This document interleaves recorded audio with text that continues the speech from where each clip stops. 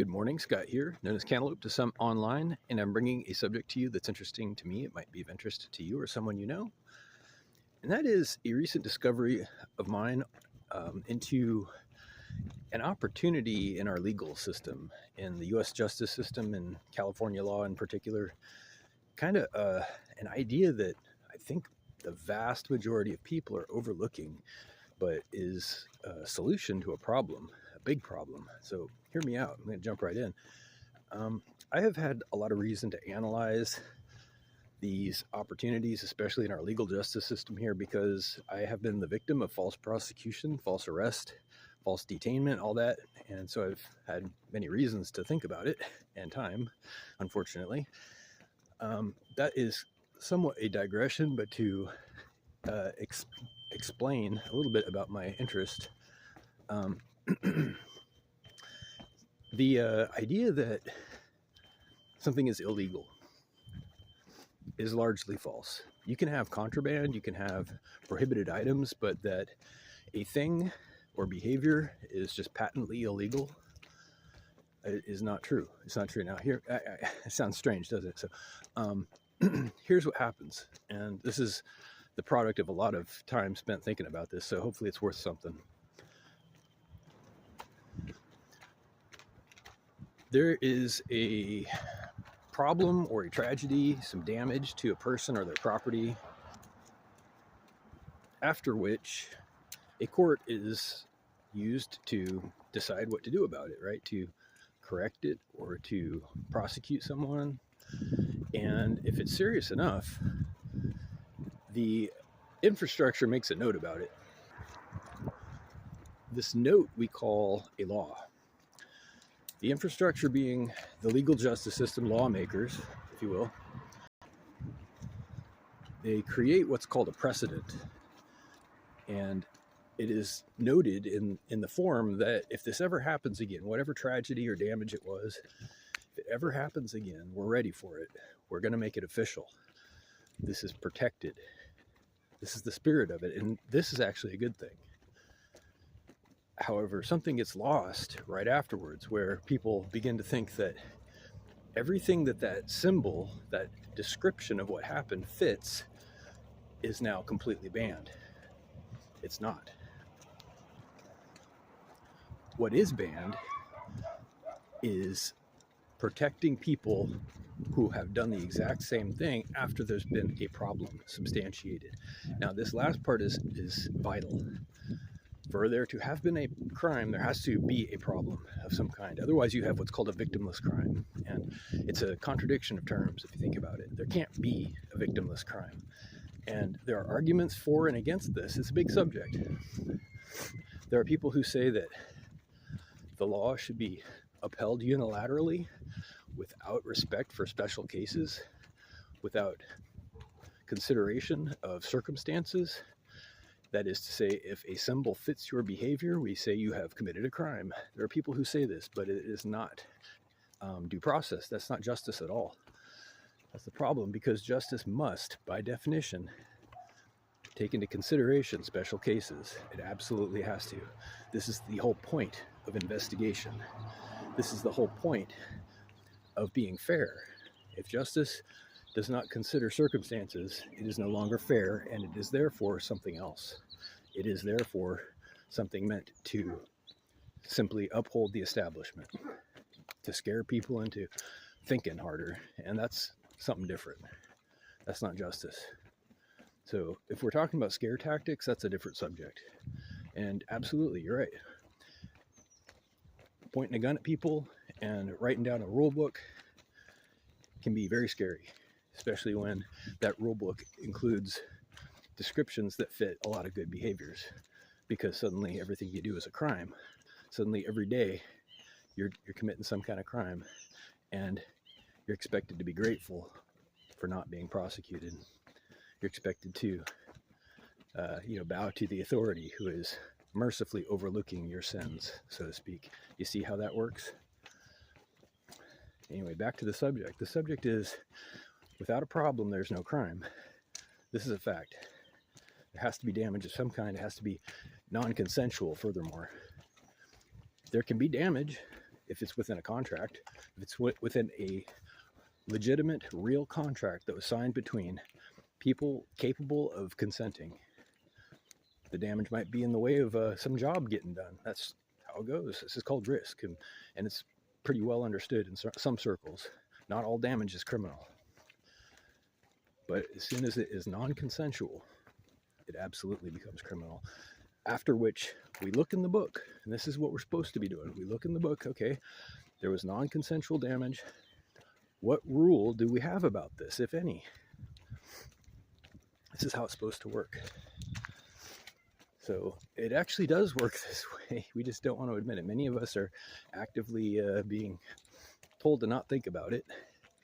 Some of us are just, the people who are enforcing it, so to speak, are being recklessly unfair with it, punishing people in groups, saying we don't care who did it. If we get called, we're coming out and everybody's going to suffer. So we better just not get called. Yeah, that doesn't work. That's not fair. That's a crime on the part of the establishment. That's a crime on the part of the courts and the police, or whoever it is.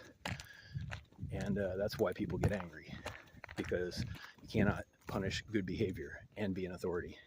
You can't, by definition. So, last time, to review the main point, we write things down in the form of law so that there's protection, so that there is precedent, and it's not needing to be created from scratch every time there's a problem. This only makes sense.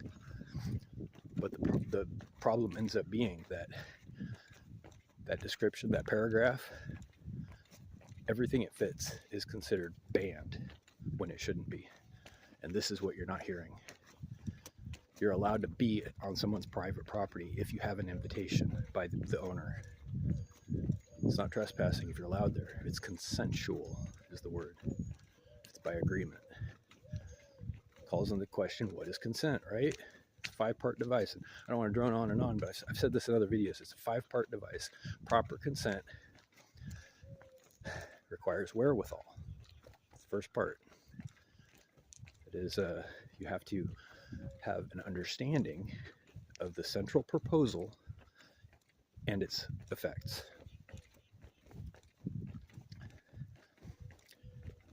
Second part is consciousness. That's necessary. You can't say that someone probably would consent, but they're in a coma or whatever. That doesn't work.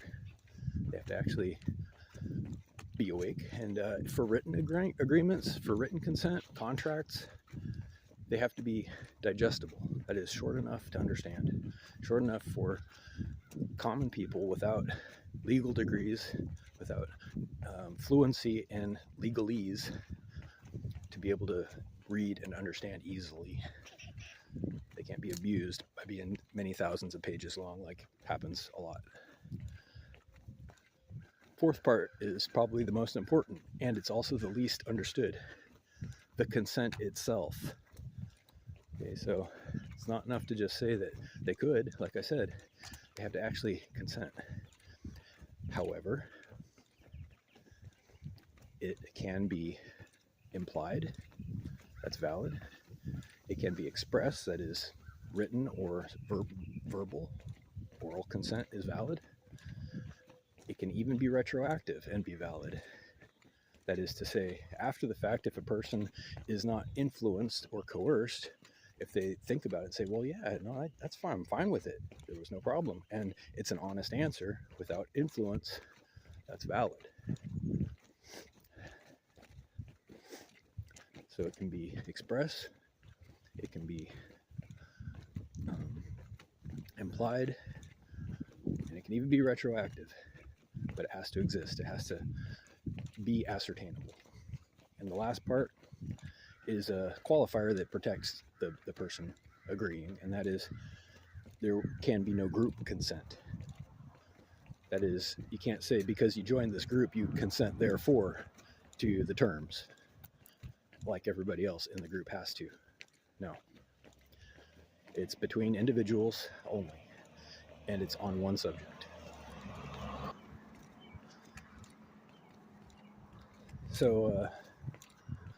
Legal justice is off the hook. It's off the chain, excuse me, that's the expression. It's not off the hook. It's definitely not off the hook, but it's off the chain. It's going places it shouldn't. It's telling people to be scared and to not do things that they should be doing that are completely safe, harmless, and consensual between people.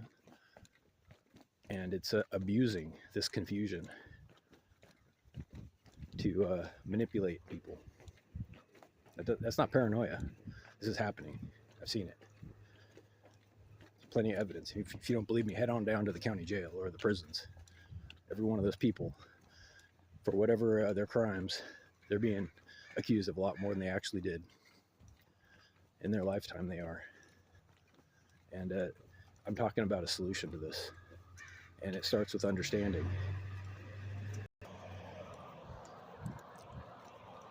Turns out, much to my own surprise, in fact, there's very little wrong with our legal justice system, which is why you have such controversy, and there is controversy from people who work in it, from law enforcement. They believe that they are right. Turns out they are right, except there's this point of confusion where nobody's understanding that the symbol cannot just fit what you did.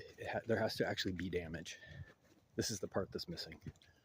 You don't just roll that thing out willy-nilly, with a couple of exceptions, like contraband, things that are an attractive nuisance, heroin, for example. We're not doing that.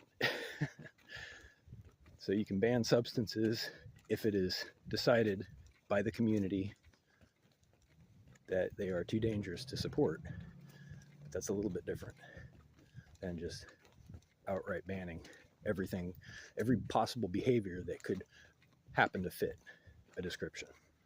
That doesn't work. That creates a criminal out of the judge. Anyway, if you have questions or comments, reach out to whiteheartrobot@gmail.com. Thank you.